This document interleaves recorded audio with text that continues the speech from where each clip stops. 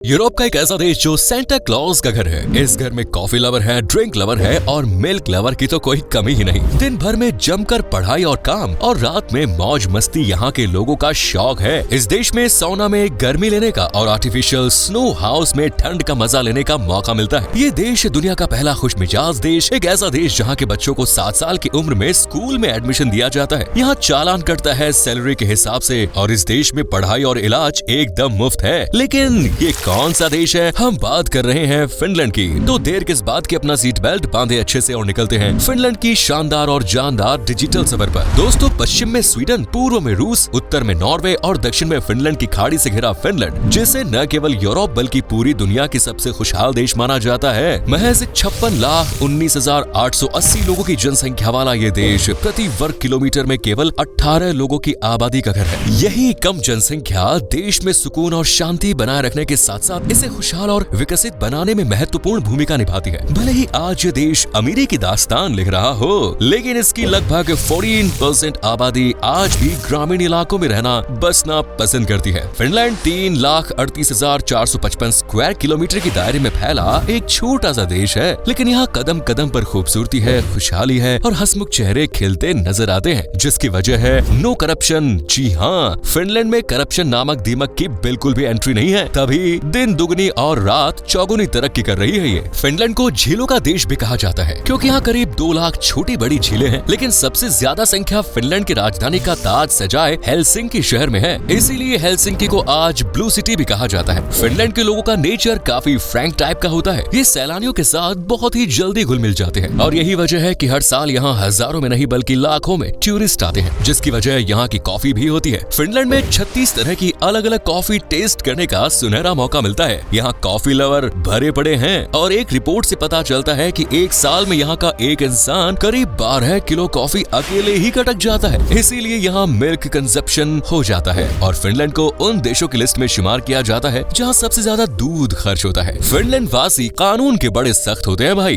कानून फॉलो करना आप इनसे सीख सकते हैं। यहाँ अगर कोई ड्राइविंग अनलिमिटेड स्पीड में करता हुआ दिख गया तो तुरंत उसका चालान कट जाता है और ये फाइन आपकी सैलरी के अकॉर्डिंग होता है। जितनी ज्यादा सैलरी उतना ही ज्यादा फाइन। तो बॉस, ध्यान रखिएगा, फिनलैंड में सिर्फ लॉ पर ही नहीं बल्कि एजुकेशन पर भी खास ध्यान दिया जाता है। तभी तो आज इस देश का लिटरेसी रेट सेंचुरी बन चुका है, यानी 100%, जबकि यहाँ बच्चों को स्कूल 7 साल के बाद भेजा जाता है। दरअसल यहाँ के लोगों का मानना है कि बच्चे को ये उम्र खेल कूद कर पेरेंट्स फ्रेंड्स के साथ एंजॉय करके गुजारनी चाहिए। इसीलिए पेरेंट्स बच्चों पर पढ़ाई का कोई दबाव नहीं बनाते और 7 साल के बाद बच्चों का एडमिशन होता है और बच्चे खूब मन लगाकर पढ़ाई करते हैं। फिनलैंड में अमीर गरीब की खाई का नाम भी नामो निशान नहीं। यहाँ अमीर बच्चों के लिए स्पेशल कोई हाई क्लास स्कूल नहीं बनाया जाता, बल्कि 99% स्कूल सरकारी ही हैं, जिनमें अमीर हो या गरीब सभी तरह के बच्चे पढ़ते हैं। फिनलैंड में एजुकेशन एकदम फ्री है। पेंसिल से लेकर किताब तक, यूनिफॉर्म से लेकर एजुकेशन से रिलेटेड हर चीज की जिम्मेदारी सरकार के कंधों पर है। देश में पढ़ना कंपलसरी है। पढ़ाई के साथ साथ यहाँ इलाज भी मुफ्ती होता है और असल में यही खुशहाली का राज है, क्योंकि यहाँ इनकम ज्यादा है लेकिन खर्चे कम है। फिनलैंड की पर कैपिटा इनकम की बात करते हैं तो वो है 57,000 से ज्यादा। यहाँ रोजगार को बढ़ावा देने वाले कई सेक्टर्स हैं, जैसे कि फॉरेस्ट्री है, टेक्नोलॉजी है, मेटल है, ट्रेड है, वगैरह वगैरह। लेकिन सबसे ज्यादा जीडीपी को बूस्ट मिलता है सर्विस सेक्टर से, जिसकी हिस्सेदारी करीब 59% की है। आज इस देश में भरपूर रोजगार भी है और रोजगार को आगे बढ़ाने वाले भी।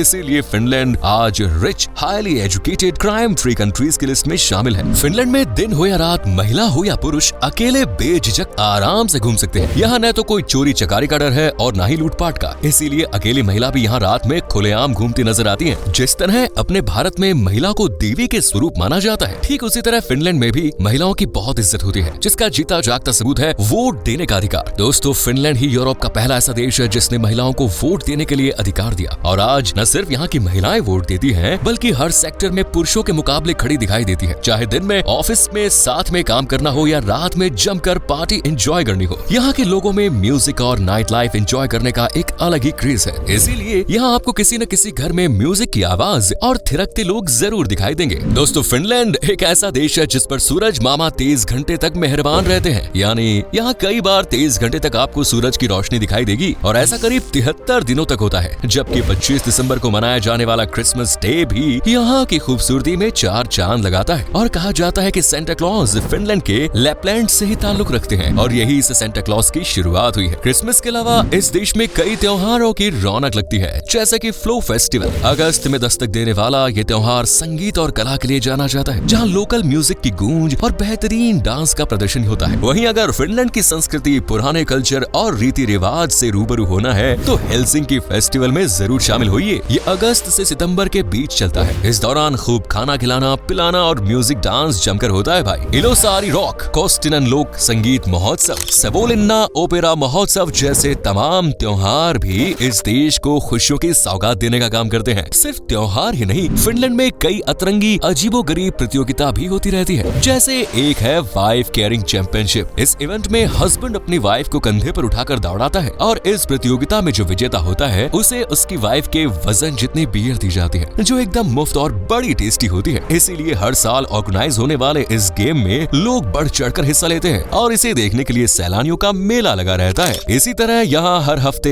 एक प्रतियोगिता रखी जाती है जिसे मच्छर मारो प्रतियोगिता के नाम से जाना जाता है। जिसने सबसे ज्यादा मच्छर मारे वो विनर, और उसे उस हफ्ते का किंग ऑफ मस्कीटो किलर का टाइटल भी दिया जाता है। फिनलैंड में चैंपियनशिप खेल त्योहारों के अलावा आपका मजा दुगना कर सकता है। यहाँ के ट्रैवलिंग स्पोर्ट्स, चाहे फिर हरे भरे पेड़ पौधों के बीच से साइकिलिंग करना हो या ऊंचे नीचे पहाड़ों पर ट्रैकिंग करना, स्नॉर्कलिंग, स्विमिंग, बोटिंग जैसी एक्टिविटीज का अड्डा माना जाता है फिनलैंड। हेलसिंकी में आप क्रूज की सैर भी कर सकते हैं, जो आपको 110 दिनों में 156 देशों की सैर कराने का दम रखता है। ये एक प्रदूषण मुक्त देश है जहाँ आपको गाड़ियाँ कम ही नजर आएंगी, क्योंकि यहाँ लोग वाहन से ज्यादा चलने में बिलीव करते हैं। तो दोस्तों, फिनलैंड में सोना की भी कोई कमी नहीं। अरे भाई, पहनने वाला नहीं बल्कि गरम गरम बात देने वाला सोना, जहाँ जाते ही गर्माहट में दिमाग, दिल सब सुकून में आ जाता है। और लोगों को कुछ पल सुकून देने के लिए ही यहाँ सोने की लाइन लगी है। इसीलिए आप भी एक बार जरूर एक्सपीरियंस करें। वैसे एक्सपीरियंस तो यहाँ का जायका भी करना चाहिए। यहाँ का खाना बड़ा ही लजीज है, जिनमें कुछ खास डिशेस हैं। आप नाम लिख लीजिए: करेलियन पेस्ट्री,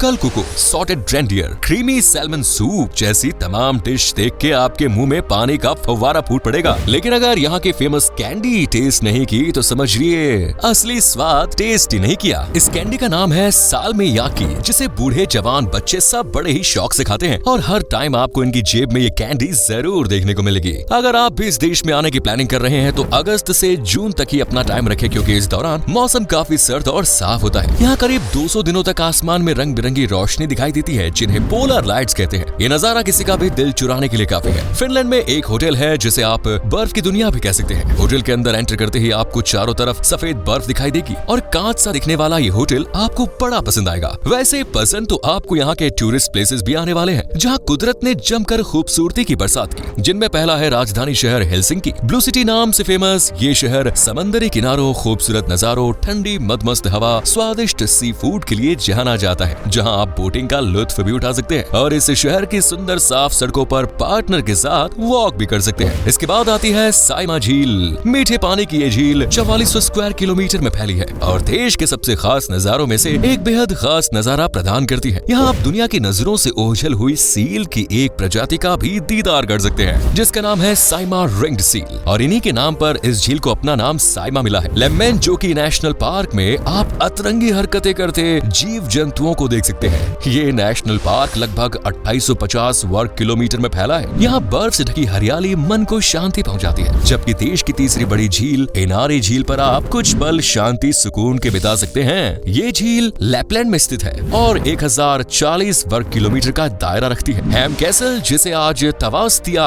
कैसल के नाम से भी जाना जाता है, ये खूबसूरती का शानदार नमूना है। हालांकि इसका अतीत बड़ा यादगार रहा है, क्योंकि पहले ये एक जेल हुआ करती थी। इसके बाद आप जा सकते हैं सुओमैनलिना किला, जो कि 18वीं शताब्दी का किला और प्राकृतिक खूबसूरती का गवाह है, जहां आज भी पुराने जमाने की तोपें देखी जाती हैं। अगली डेस्टिनेशन है आलैंड द्वीप। अगर आप नेचर लवर हैं तो ये खास जगह आपके लिए है, क्योंकि ये कई द्वीपों का एक समूह है जो ऐतिहासिकता को बयान करता है। आलैंड फिनलैंड की सबसे शांत जगहों में से एक है। इसके बाद आती है फिनलैंड की सबसे खास मार्केट, जिसका नाम है मार्केट स्क्वायर। यहाँ रोज की तरकारी से लेकर एंटीक चीजों तक का मेला लगा रहता है और शॉपिंग के लिए तो ये जगह बेस्ट है। तो कैसा लगा आपको फिनलैंड का ये धमाकेदार सफर? अगर आप भी यहाँ जाने का मन बना चुके हैं तो एक हफ्ते के लिए एक पर्सन का खर्च करीब 1 से 1.5 लाख है, तो आपको मजा आने वाला है फुल ऑन। तो आज के लिए इतना ही। वीडियो अच्छी लगी तो लाइक करें, शेयर करें, चैनल को सब्सक्राइब करें और मिलते हैं नेक्स्ट वीडियो में। धन्यवाद।